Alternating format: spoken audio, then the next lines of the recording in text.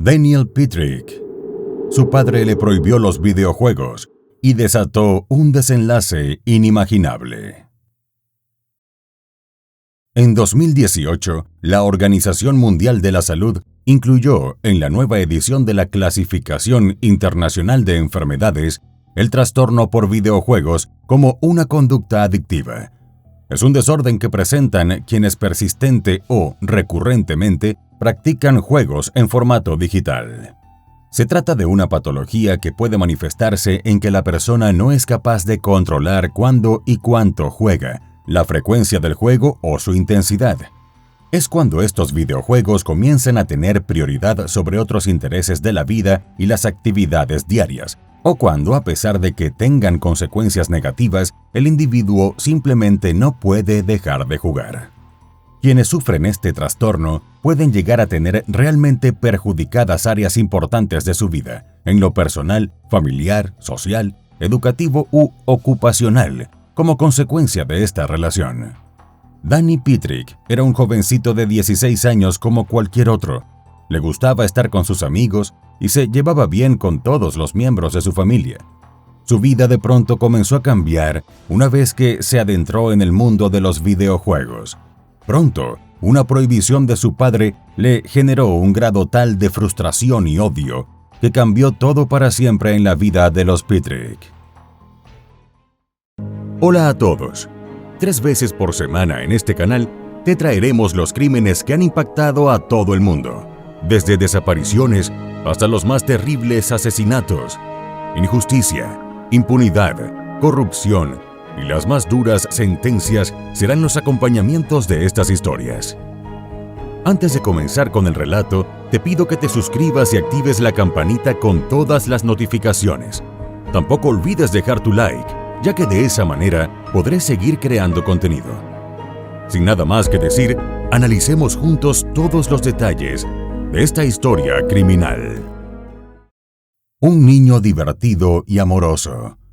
Daniel Pitrick, o simplemente Danny, como le llamaban todos, nació el 24 de agosto de 1991 en Wellington, una villa de unos 5,000 habitantes ubicada en el condado de Lorain, en el estado de Ohio, en Estados Unidos.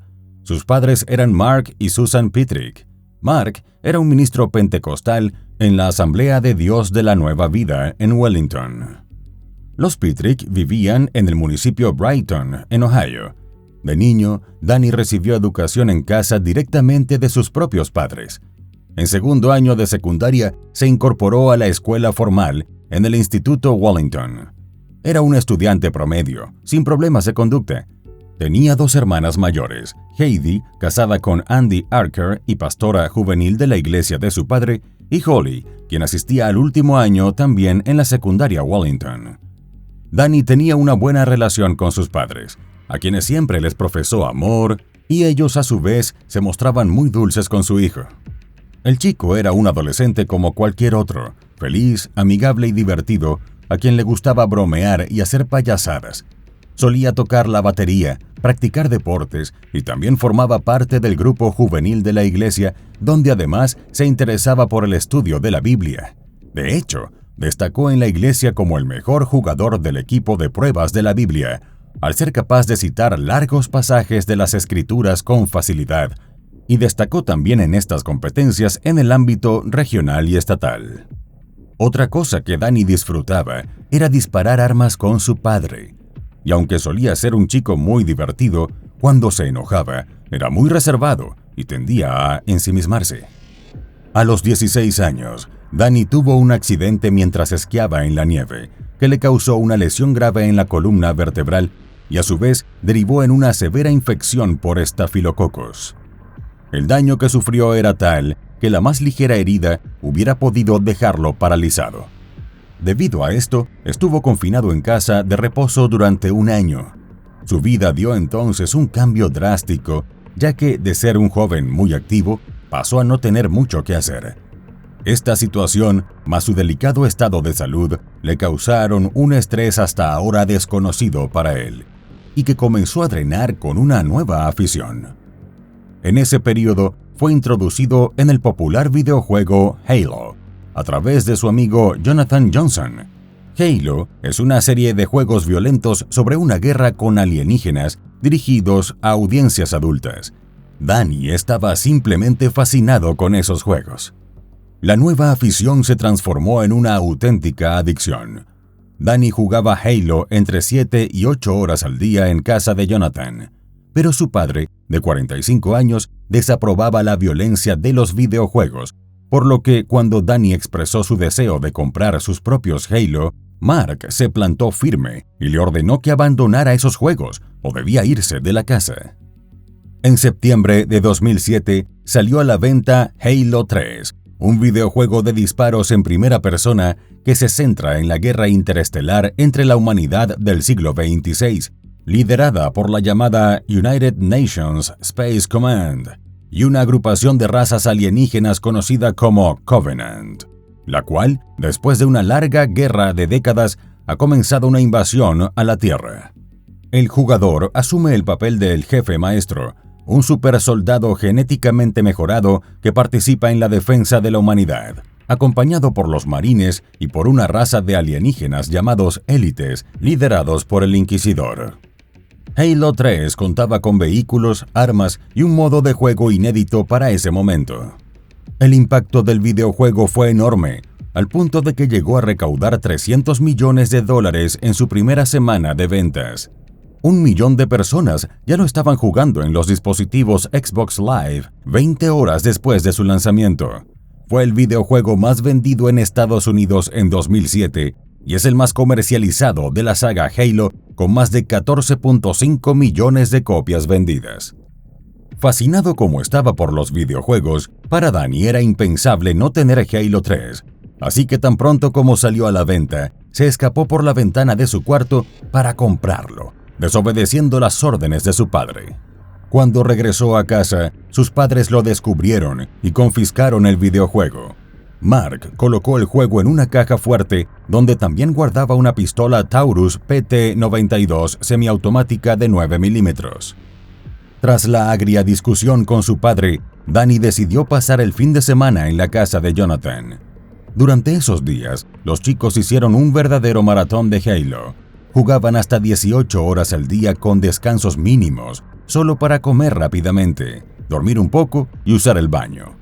Al mismo tiempo, Danny estaba enfurecido con sus padres, especialmente con Mark, por haberle quitado el juego que ni siquiera había podido estrenar. El 20 de octubre de 2007, tras mucho buscar por toda la casa, Danny encontró la llave de la caja fuerte de su padre. Sin pensarlo, la abrió y robó el juego, y también el arma. Seguía totalmente ciego de odio por las reglas que le estaban imponiendo sus padres y que le impedían jugar. «Papás, les tengo una sorpresa». Alrededor de las 7 de la noche, Mark y Susan estaban sentados en la sala de su casa. Danny se acercó por detrás de ellos y les dijo que cerraran los ojos, porque les tenía una sorpresa. Mark sonrió. Esperaba una agradable sorpresa de su hijo, así que simplemente cerró los ojos. Enseguida, sin ninguna pausa, Danny hizo lo inimaginado. Les disparó a sus padres con el arma que había sustraído de la caja fuerte. Primero accionó 3 disparos contra Susan y luego uno sobre Mark. El hombre sintió que su cabeza se entumecía y la sangre comenzó a salir de su cráneo. Su hijo le había dado un disparo en la cara. Al mirar al lado, se dio cuenta de que su esposa Susan yacía muerta en el sillón cercano con 3 balazos que le impactaron en los antebrazos antes de terminar en el pecho y la cabeza. Parece que intentó defenderse colocando sus manos frente a ella. Danny luego tomó la mano de su padre y lo obligó a agarrar la pistola. Entonces le dijo que ahí estaba su arma y le pidió que la tomara. Su objetivo era que el crimen pareciera como si su padre hubiera asesinado a su esposa y luego se hubiera quitado la vida.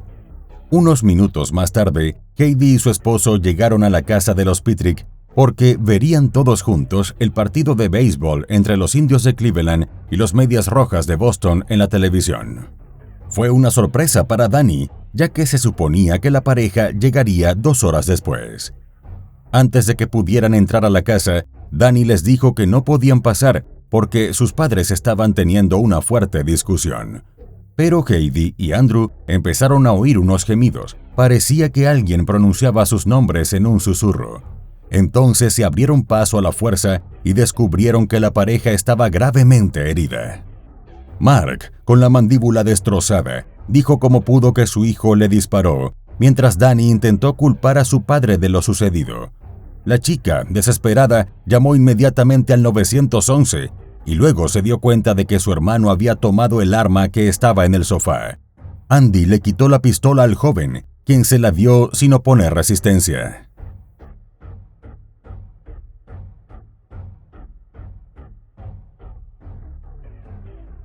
Enseguida, Danny salió corriendo y se subió a la camioneta familiar en un intento de escapar a la casa de un amigo en otro estado. Se llevó con él su Halo 3 y lo puso en el asiento del pasajero, pero tan solo unos minutos después se topó con los controles de carretera de la policía. Una patrulla lo alcanzó y lo obligó a salir de la camioneta. Mientras lo arrestaban, comenzó a gritar que su papá le disparó a su mamá. Como consecuencia de sus heridas, Susan Pitrick, de 43 años, murió en el acto. Según el análisis forense, los disparos que recibió en el antebrazo indican que estaba tratando de defenderse de los disparos fatales que le dio a su hijo. Mark, milagrosamente, logró sobrevivir. Pasó alrededor de un mes hospitalizado en condición crítica y debió ser sometido a 5 cirugías para reconstruir su rostro. En todo ese tiempo, no pudo dejar de pensar en lo que su propio hijo había hecho. ¿Un despiadado asesino o la víctima de una adicción? En la sala de interrogatorios de la policía, Danny empezó a contar la historia que había tramado.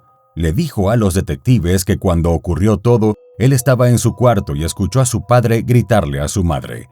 Luego oyó los disparos y cuando entró a la sala, vio a su madre en el piso ensangrentada y entonces su papá se disparó a sí mismo.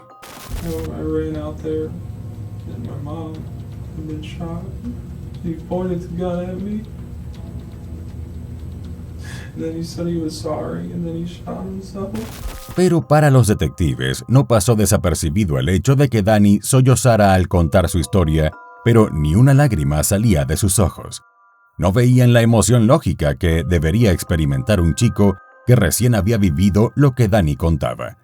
Esa historia era sencillamente imposible de creer. Finalmente, y tras varios interrogatorios, Danny admitió haber sido el responsable de la tragedia que enlutó a su familia. La historia despertó una amplia cobertura en los medios de comunicación por la crueldad de lo sucedido y por las razones que llevaron al joven a cometer el crimen contra sus propios padres. Muchos pedían el mayor castigo posible para este chico, que es la pena de muerte. Daniel Pitrick fue acusado el 22 de octubre de 2007 de homicidio agravado, tentativa de homicidio agravado y delitos conexos. El fiscal del condado de Lorain luchó para que fuera enjuiciado como adulto. Para los investigadores, inicialmente fue difícil establecer un motivo para este cruento hecho, y mientras entrevistaban a familiares y amigos del joven, no tenían clara cuál era su verdadera personalidad. Se preguntaban si acaso Danny era un gran chico que por primera vez en su vida se metía en un problema, o era un adolescente rebelde que estaba en un mal camino. Mark, por su parte, mientras se recuperaba, solo albergaba un gran odio y resentimiento contra su hijo. Después de todo, había asesinado a Susan, su amor de toda la vida. Pero conforme pasaron los días y vio el arrepentimiento de Danny, su corazón de padre solo pudo tener espacio para el perdón. Visitó a su hijo regularmente en la cárcel mientras Danny, ya en cuenta de lo que había hecho, le pidió perdón a él, a su madre y a la familia, y sostuvo que estaba feliz porque su papá había logrado sobrevivir. Previo al juicio, se produjo una audiencia en la Corte Juvenil del Condado de Lorain, donde el abuelo de Danny, Michael Brockel, pidió que el joven fuera liberado a la espera del juicio. Solicitó que le permitieran al chico ir a su casa, ya que consideraba que el tiroteo había sido un incidente aislado. Sostuvo que Danny había sido perdonado por su familia, por la iglesia y por Dios, y reafirmó que él había sido un niño amoroso toda su vida, que nunca había dado problemas a nadie. Afirmó que si su madre y su padre estuvieran ahí sentados, también lo perdonarían. En la audiencia, Danny se veía pálido. Llevaba el cabello castaño y muy corto, la braga color caqui de los detenidos, chanclas azules y esposas rojas unidas a unos grilletes. Susurraba sus respuestas y parecía calmado. A su vez, el abogado de Danny insistió en que el joven no era violento y debía aguardar el juicio en libertad. Expresó que solo porque lo que pasó fue horrible no quería decir que debía ser detenido, y agregó que el chico no se escaparía a otro país, sino que viviría con su abuelo. Sin embargo, el juez no aceptó la solicitud. Se negó firmemente a esta petición, alegando la carga de violencia que envolvía el suceso. Finalmente, el juicio de Danny se llevó a cabo del 15 al 17 de diciembre de 2008 en el Tribunal de Peticiones Comunes del Condado de Lorain. El joven rechazó un juicio conjurado, por lo que un juez sería el encargado de decidir su culpabilidad o inocencia. Fue entonces que el juez James Burge asumió el proceso. Durante las audiencias, unos 25 jóvenes se hicieron presentes para apoyar a Danny. Varios de sus parientes y amigos testificaron, incluyendo a su familia inmediata, su amigo Jonathan y su abuelo. El fiscal Anthony Silo expuso que Danny estalló contra sus padres porque estaba enojado luego de que le habían quitado el videojuego por el que estaba fascinado. El fiscal retrató al joven como un asesino sin corazón, frío y calculador, que no mostró remordimiento por sus acciones y que trató luego de hacer pasar lo que hizo por un asesinato y atentado contra su propia vida cometido por su padre. Aseguró que el chico había planeado su crimen cuidadosamente con esa idea. Para ello, llamó a un amigo la mañana del ataque para decirle que sus padres estaban peleando, y ejecutó el tiroteo a las 7 de la noche, previendo que Heidi y su esposo llegarían a la casa 2 horas después y encontrarían los cuerpos, pero su plan se frustró cuando su hermana y su cuñado aparecieron antes de lo previsto. El fiscal fue crudo en su exposición y dijo que Daniel no hizo nada para salvar la vida de su padre. Nada. Al contrario, trató de colocar el arma en su mano para que pareciera un acto cometido por él. También hizo referencia a un informe psicológico ordenado por la defensa, elaborado por el psicólogo juvenil Steven Niehaus. El reporte reveló que Danny informó al psicólogo que había planeado los asesinatos durante una semana, pues pensó que ahora que tenía 16 años, quería tomar sus propias decisiones y no vivir bajo las reglas de sus padres. Encima, el fiscal afirmó que apenas días después del crimen, el chico lucía con una fría calma e incluso le preguntó a los policías que lo interrogaban por el resultado del juego de béisbol de los Indios de Cleveland, el que sus padres verían la noche que disparó contra ellos. Por su parte, la estrategia de la defensa, que dirigió el abogado James Kersey, se basó en la adicción al videojuego que había experimentado Danny. Según el abogado defensor, Danny era un típico muchacho de 16 años, obsesionado con la serie de videojuegos Halo, que podía llegar a jugar hasta 18 horas al día, y enfatizó que el joven simplemente explotó la noche del crimen, pero que no había planeado el ataque. El abogado defensor insistió en que la edad de Danny y su adicción al videojuego debían atenuar su responsabilidad. Sin embargo, no puso en el estrado a ningún experto que testificara sobre los efectos adictivos de los videojuegos o cómo estos podían hacer a sus jugadores menos sensibles a la violencia. Y recalcó que cuando el chico abandonó la espeluznante escena, solo se llevó una cosa con él, el juego Halo 3, que su padre había encerrado en una caja fuerte para mantenerlo alejado de él. Mark también testificó en el juicio y contó lo sucedido. Se quebró al decir que cree que sobrevivió solo porque su hija y su yerno llegaron a la casa antes de tiempo. Aseguró que su esposa y Danny siempre tuvieron una relación cercana y que él siempre fue el niño de su mamá. En el juicio, Danny lloró varias veces. Su padre lo apoyó y aseguró que el joven se había arrepentido profundamente de dispararles. Dijo que todavía no entendía por qué hizo algo tan terrible.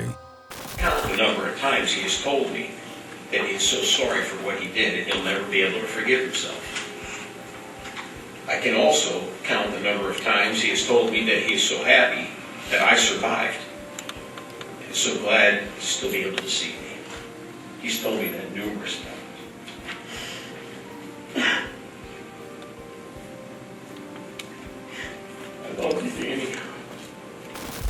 Cuando se expusieron fotos de la autopsia de Susan en una pantalla grande, Danny dejó caer su cabeza y miró fijamente sus manos por unos 20 minutos, mientras las imágenes eran analizadas. Heidi, por su parte, dijo que la familia perdonó a Danny y quería que regresara a casa porque sabía que no podrían sanar hasta que estuvieran todos juntos. La sentencia. En enero de 2009, el juez dio a conocer el veredicto. Danny fue considerado culpable de asesinato con agravantes, intento de asesinato con agravantes y manipulación de pruebas. Al hacer el anuncio, el magistrado culpó más al videojuego que al propio Danny. Dijo que creía firmemente que Daniel Petrick no tenía idea en el momento en que tramaba ese complot, que si mataba a sus padres, ellos estarían muertos para siempre, que ese era el estado de su mente cuando todo ocurrió, tratando de hacer ver que el chico estaba tan obsesionado con el videojuego que pudo haber creído en ese momento que, como los personajes de Halo, la muerte no era real. El juez agregó que la adicción del joven al videojuego alteró su cerebro de la misma manera en que lo hacen las drogas, de tal forma que cuando dejas de jugar, el cerebro no es capaz de soportarlo. También aseguró que el chico sufría de un serio defecto en su mente que hacía ver a sus padres como los enemigos a los que se enfrentaba una y otra vez en los videojuegos. También sostuvo que estaba seguro de que si no fuera por los violentos videojuegos, no habría conocido nunca a Daniel Petrick. 5 meses después, el 16 de junio de 2009, se dio a conocer la sentencia contra Danny. En la audiencia, su padre pidió indulgencia al juez y aseguró que el joven estaba sumamente arrepentido y le había dicho muchas veces cuánto extrañaba a su madre. Danny, por su parte, sacudió la cabeza levemente al escuchar la sentencia, sollozó y trató de contener las lágrimas. Se puso de pie para dirigirse a la corte cuando el juez se lo permitió, pero comenzó a llorar y no pudo hablar. Debido a su edad, no recibió condena de muerte. La pena máxima que había recomendado el fiscal era cadena perpetua sin libertad condicional. En su lugar, el juez lo sentenció a cadena perpetua con la posibilidad de libertad condicional después de 23 años, que era la pena mínima. Daniel Petrick está actualmente encarcelado en la institución correccional Grafton, en Ohio. Su padre lo visita regularmente sin poder ocultar el dolor que siente al verlo en la prisión siendo tan joven y con toda la vida por delante. Danny será elegible para libertad condicional en el año 2030 cuando tenga 39 años. En 2015 intentó apelar su sentencia. El joven de 24 años en ese momento presentó documentos argumentando que los abogados asignados a su defensa fallaron en su responsabilidad legal de apelar su sentencia.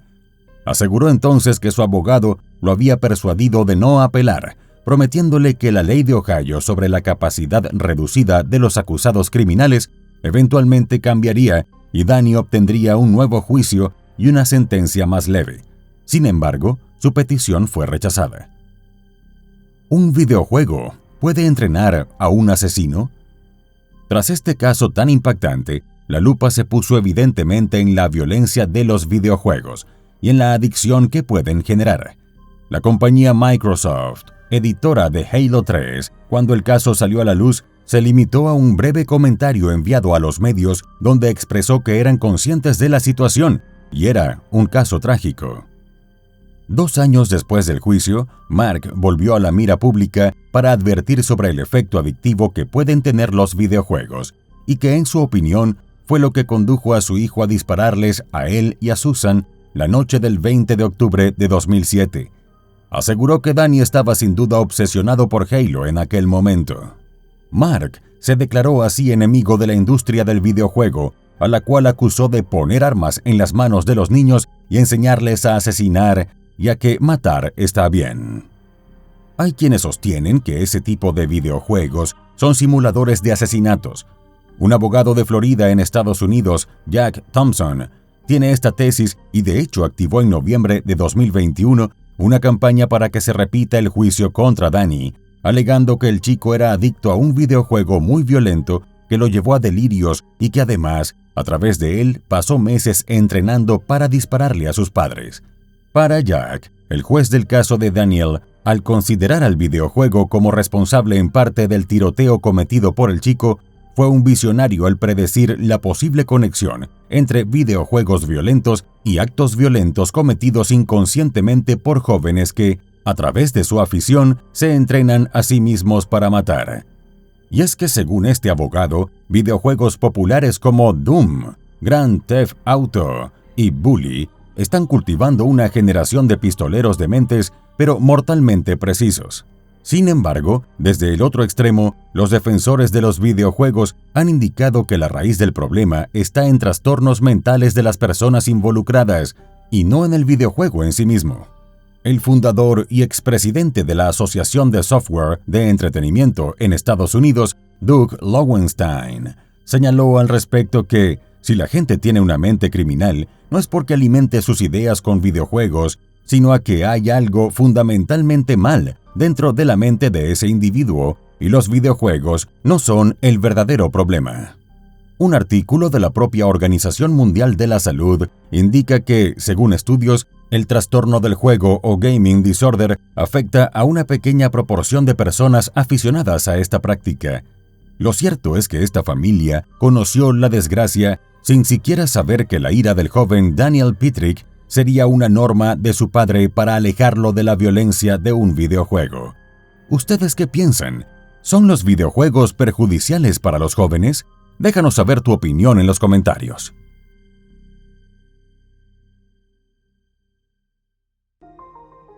Y bueno, querido espectador, aquí termina la historia criminal del día de hoy. Me interesaría mucho saber tu opinión, así que te pido que la dejes en los comentarios del video, siempre con respeto a la víctima y su familia. Podemos debatir, pero siempre con el respeto que todos merecemos. De nuevo te recuerdo que te suscribas y dejes un like para dejarme saber que mi trabajo es de tu agrado. Buenas noches. Hasta la próxima historia criminal.